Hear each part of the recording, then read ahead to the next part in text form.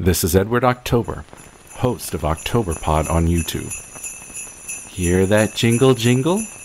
It could be Kris Kringle, or a home invader looking for an open window, a jilted lover looking for revenge, or a disgruntled coworker hoping to spike your eggnog with arsenic. The girls of our true crime podcast are always on Santa's nice list, but the crimes they discuss are very naughty indeed. Listener discretion is advised.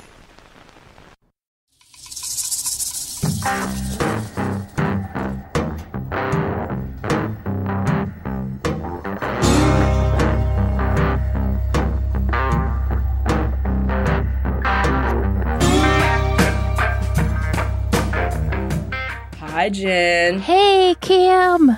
Welcome to day 3. 3. Day. 1, 2, 3. Day. It's technically 4, but we'll get to that. Maybe it's 4. We don't know. Jury's still out. You'll see. You'll see. Okay. It's got a little twist Don't at the end confuse here. me. Nope. Everybody, welcome to our 6th annual Nightmare Before Christmas. If Day you 3. don't know, and I think we do by now, but in case you don't, we have an episode every day leading up to the 24th of December.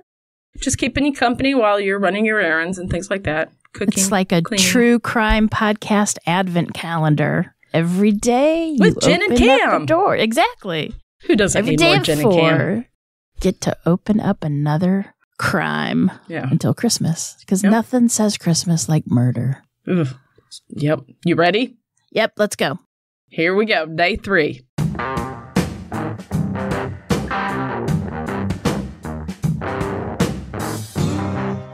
Sadly, school shootings have become all too commonplace for us. Shootings make the news, and the fright, shock, and horror we once had has become an all too familiar feeling. Us meaning U.S., correct? The United States? Yeah, yes. us. Yes, correct. The first school shooting occurred way back on July 26th, 1764. It was named the Pontiac's Rebellion School Massacre, or the Enoch Brown Massacre, depending on where you read it. 4 Lenape American Indians entered Enoch Brown Schoolhouse in the province of Pennsylvania, in what is now known as Franklin County, near the present-day city of Greencastle. Inside were the schoolmaster, Enoch Brown, and several young students. Brown pleaded with the warriors to spare the children. Nonetheless, he was shot and scalped. The killers then scalped the children. Brown and 9 children were killed that day. 2 children survived their wounds, and 4 children were taken as prisoners. Fast forward to today, where we're going to talk about another shooting that happened at a school. This one's a little different. That's why I was kind of intrigued with it. So here we go. Okay. Today, we're going to the University of Alabama at Huntsville. It was February 12th, 2010, and the day commenced just pretty much like any other typical school day. The campus bustled with activity, featuring a mix of young students envisioning their future and the more mature individuals, like us, Jen, returning to complete those college degrees that they had started so many years ago. Now, on that morning at UAH, Instructor Amy Bishop conducted her science classes, and her students later described the classes as uneventful and normal. Meanwhile, a meeting for the biology department was slated for room 369 in the Shelby Center for Science and Technology, which housed both the biology and mathematics departments. Amy Bishop joined her colleagues at the meeting, and for approximately 40 minutes, she sat silently among them. At nearly 4 p.m., a shocking turn of events unfolded when Amy Bishop stood up and drew a 9mm handgun, opening fire on her coworkers. Her actions were methodical and targeted. This was clearly a premeditated plan. Now, Bishop initially directed her attack towards those seated across from her, causing the individuals on the same side of the table to quickly take cover, attempting to shield themselves beneath the conference table. She then aimed the firearm at Professor of Biochemistry Deborah Moriarty and squeezed the trigger.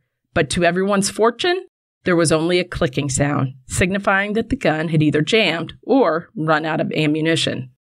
Confused by the unexpected turn of events, Bishop was taken back.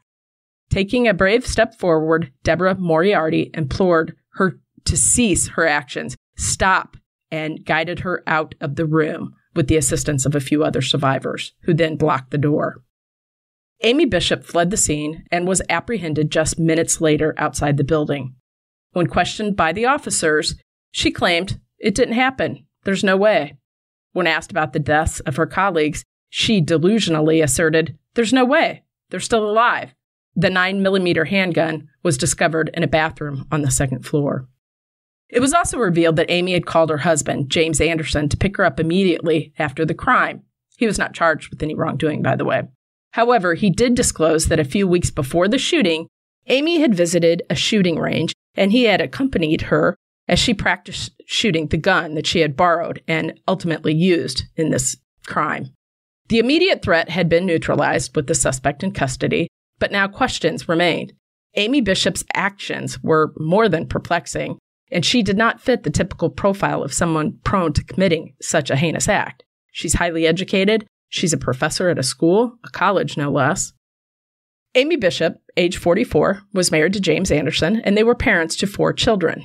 Now, Amy's background was relatively stable, coming from an academic family. Her father was an art professor at Northeastern University in Boston, where Amy pursued her undergraduate studies as well. She attended Harvard, where she earned her PhD in genetics. As is customary for professors and academics, Amy regularly contributed articles to scientific journals, with her research primarily focused on the central nervous system and motor neurons, a testament to her intellect. And I'm sure you've probably heard the publish or perish in regards to professors. Once you become a professor and you work at a college, you pretty much have to write a book or get some articles published, or you perish. Beyond her scientific work, she displayed a talent for creative writing. She penned 3 unpublished novels. One of the novels featured a female scientist who had to combat a world-threatening virus. Now, Amy herself had been battling depression and had thoughts of suicide, and part of this she would chalk up to her failure to secure tenure in the academic world. Writing was an inherent part of her identity, and she used this to help cope with those issues. Now, Amy's connection to the world of literature ran deep, as she was the second cousin of renowned novelist. You're going to love this. Do you know who? Take a guess. If she's close to you. Close to me? Like, I know them personally? I don't think you've met this person, but you love his book. John Irving. That's right. She is the second cousin to novelist John Irving. She harbored hopes of achieving some great recognition and success through her writing, because she really had hoped to leave the world of academia behind her. But that was not to be. Amy embarked on her career as an instructor of medicine at Harvard Medical School. In 2003, she transitioned to the Department of Biological Sciences at the University of Alabama in Huntsville. During her time at UAH, she was responsible for teaching 5 different courses. Now, as there always are, Jen, there were some signs. There were some signs that probably people should have paid attention to. Concerns were raised by her fellow colleagues about Amy's peculiar behavior. She was described as acting strangely and making bizarre, seemingly unrelated statements. One of these colleagues was a pivotal figure in her professional life, as he was on the review committee that was responsible for deciding whether or not she would receive tenure. Now, Amy sought tenure, which is a standard evaluation process where a committee determines a faculty member's long-term employment status. As a public school teacher, we get that at 5 years and 1 day. In college, it's much different. Once you get tenure, you're pretty much guaranteed a job. If you do not get tenured, you're probably going to be let go. So this committee member in particular denied her tenure and used the term crazy to describe her. Probably shouldn't have done that. Probably, yeah, that's not a very good thing. Amy Bishop got wind of this development and was deeply upset by the denial of tenure in March of 2009, and especially to the derogatory term that was used to characterize her. Her teaching contract would not be renewed beyond March of 2010. In response to the denial of tenure and the derogatory remarks, Amy Bishop filed a complaint with the Equal Employment Opportunity Commission. Her complaint alleged gender discrimination, with the professor's disparaging comment intended to be used as potential evidence in her case. When allowed to reconsider or characterize her statement as a casual remark, the professor said, "I said she was crazy multiple times, and I stand by that. This woman has a pattern of erratic behavior. She did things that weren't normal. She was out of touch with reality. Yikes. Yeah. Now, it just wasn't Amy's colleagues who had concerns. In 2009, multiple students lodged complaints with administrators at least 3 different times, expressing that she was ineffective in the classroom and displayed peculiar, discerning behaviors. A petition signed by a dozen students was then submitted to the department head. Despite these complaints, there were no adjustments made to her classroom responsibilities. That's a problem. Amy continued to work at UAH until the day of the attack. On that day, she was suspended without pay retroactively, and subsequently, in a brief 1-paragraph letter dated February 26, 2010, she was terminated from her position. Jack Fix, Dean of the College of Sciences, issued the termination letter without specifying a reason. Her termination was effective as of February 12th, the same day as the tragic shooting incident. Amy's husband, James, later revealed that her denial of tenure was a significant source of distress for her. Several concerns included whether her articles were published within the required timeframes and whether all her qualifications were met. The denial of tenure raised issues and left her questioning why she had ever been denied this essential academic milestone. You can just kind of see her like spiraling, right? Mm-hmm. Oh, yeah. There are a lot of stressors in her life right now.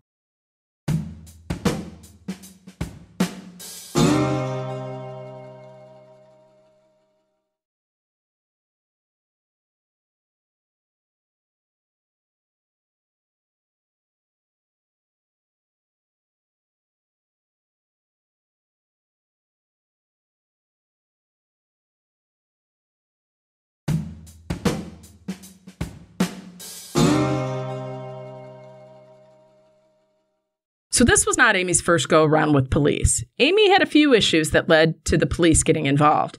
All of these somehow never came to light with her employers. There was a shooting.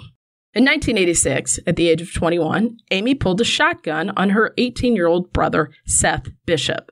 Now, she shot him twice with the 12-gauge pump-action shotgun, fatally wounding him. When their mother testified that it was an accident, it was only an accident, it was then ruled an accident. After she shot her brother, I must mention here that she ran from the scene, pointed the shotgun at a vehicle, and tried to get into the car. Now, I'm not sure I would say this was an accidental shooting with this type of behavior, but heck, what do I know? Right? What do I know? What do you know? I don't, apparently. When they later revisited this case, years later, the files went missing. I wonder what happened. We'll come back around to that. On February 16th, 2010, it was announced that Braintree officials had located the previously missing files and handed them to Norfolk County prosecutors. Now, the district attorney, William Keating, reviewed these files and determined that there was probable cause in 1986 to arrest and charge Amy Bishop for these crimes that she'd committed after fleeing the house, the crime being her killing her brother. She had taken a shotgun to a nearby auto dealership and threatened 2 employees to steal a car. Potential charges that could have been filed against her included assault with a dangerous weapon, carrying a dangerous weapon, and unlawful possession of ammunition. However, due to the expiration of the statute of limitations on each of these charges, the most serious charge that could have been considered in 1986 was manslaughter. That was all regarding her brother. But we're not done there, Jen. There was also that little issue. She had a little issue with the pipe bomb. Let's talk about that. According to investigators, Amy Bishop and her husband, James, were considered suspects in a 1993 letter bomb case. Paul Rosenberg, a Harvard Medical School professor and physician at Children's Hospital in Boston, received a package that contained 2 pipe bombs, which, fortunately for him, failed to detonate. Paul Rosenberg, you see, was Amy Bishop's supervisor at a neurobiology lab at the Children's Hospital. Now, allegedly, Bishop was upset about receiving an unfavorable evaluation from her boss, Rosenberg, and it was reported that there had been a dispute between them.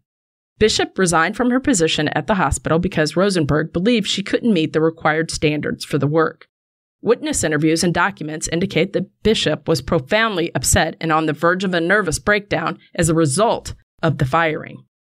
According to reports, James Anderson, her husband, expressed to a witness his desire to shoot stab, or strangle Paul Rosenberg before the attempted bombing occurred. However, her husband denied making any threats against Rosenberg, stating, quote, "I wouldn't know the guy if he walked into a bar." It should be noted that the tip regarding Anderson's alleged threat came through a tip line and the credibility of the witness was never confirmed. So there is that. But, sometimes when things line up, you know what I mean? Mm-hmm. So investigators then concentrated their efforts on Amy Bishop and James Anderson during the investigation.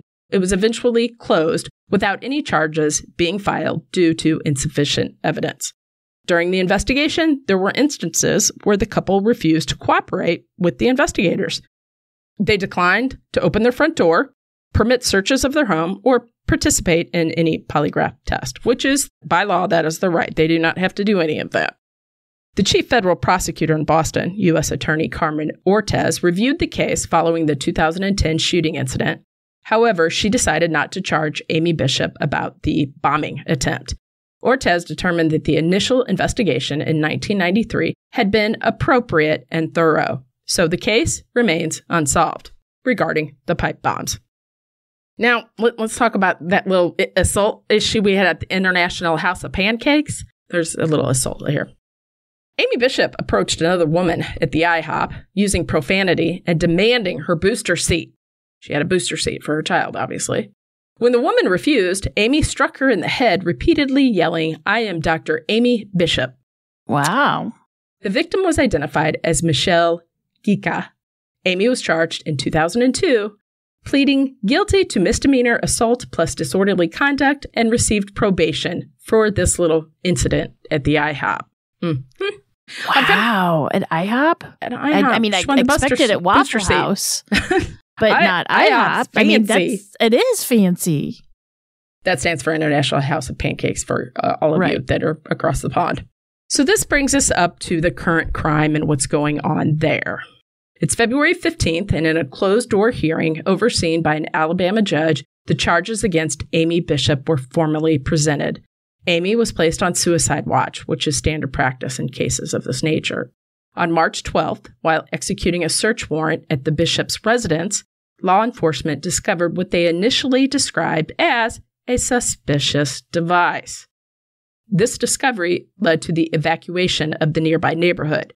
However, the bomb squad later determined that the device was non-explosive. Amy Bishop faced 1 count of capital murder and 3 counts of attempted murder.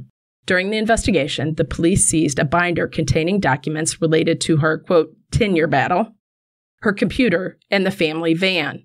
Roy W. Miller was appointed as her attorney by the court. Under Alabama law, she was subject to the possibility of receiving either the death penalty or life imprisonment based on the charges that were brought against her. Attorney Miller visited Amy Bishop in jail and reported that she claimed not to remember the shooting incident.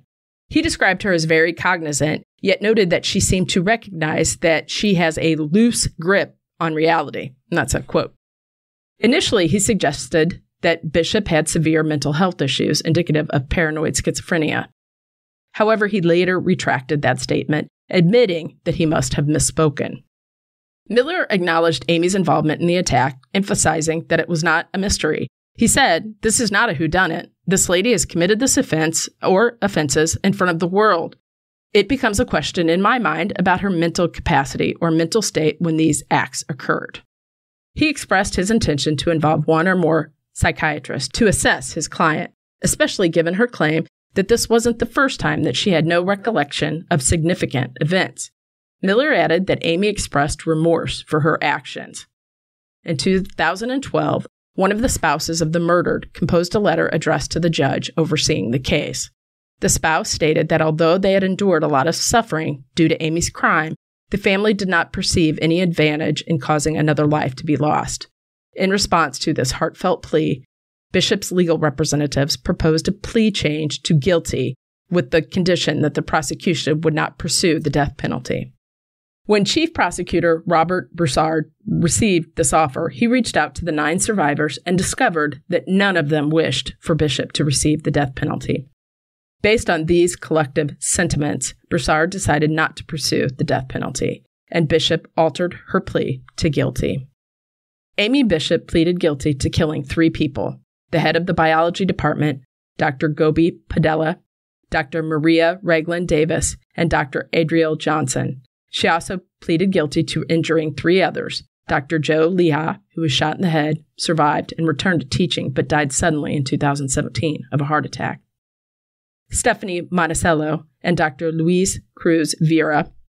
Dr. Deborah Moriarty would have been her 7th victim had that handgun not jammed. Now, remember, she's the one that ushered Amy out of the conference room, helping, helping the lives of those that Amy would have gotten. Pretty much saved the other ones. Mm-hmm. Sure did.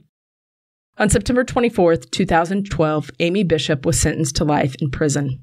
On June 16th, Amy was indicted for the murder of her brother Seth, and just 2 days later, she attempted suicide in the Huntsville jail. Survivors, Joe and Stephanie, filed lawsuits against Anderson and Bishop to recover damages, and a wrongful death lawsuit was filed against both Anderson and Bishop and the university by Davis and Johnson.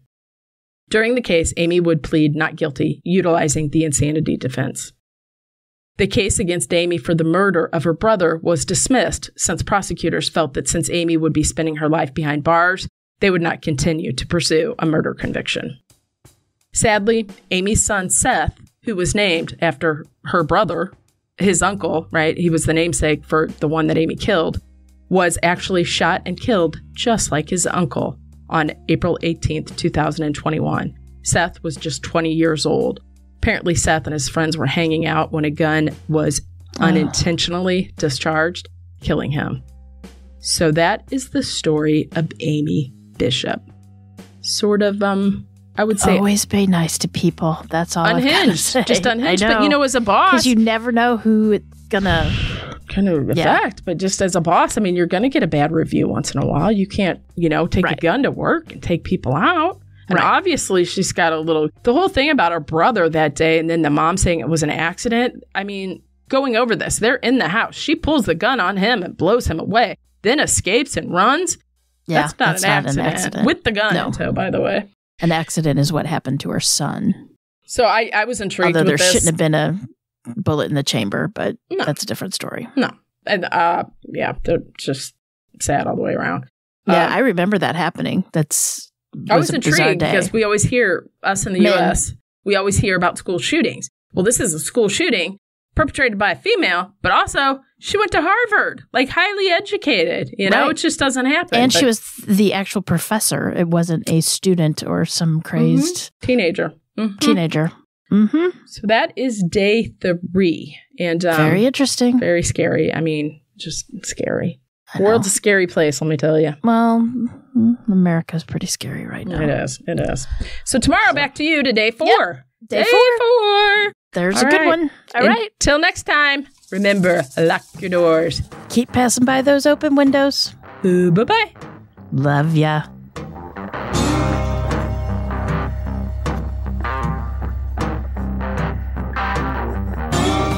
Today's episode was researched and written by me, Cam. For more information about this episode, as well as all the sources I used, please check out our show notes or the podcast website at ourtruecrimepodcast.com. Our True Crime Podcast is developed and created by hosts Jen and Cam. Original music and audio mix of all our True Crime Podcast episodes is courtesy of Nico Vertesi from We Talk of Dreams. Listener discretion is provided by Edward October from October Pod VHS. Our True Crime Podcast is executive produced by Nico Vertesi and Dick Vane. Make sure to like and subscribe to Our True Crime Podcast wherever you listen to your podcast. We can be reached on Instagram and Facebook at Our True Crime Podcast or on Twitter at Our True Crime Pod. You can email us at ourtruecrimepodcast@gmail.com. If you really like the show, make sure to check out our Patreon at Our True Crime Podcast. Our True Crime Podcast is an OTC production.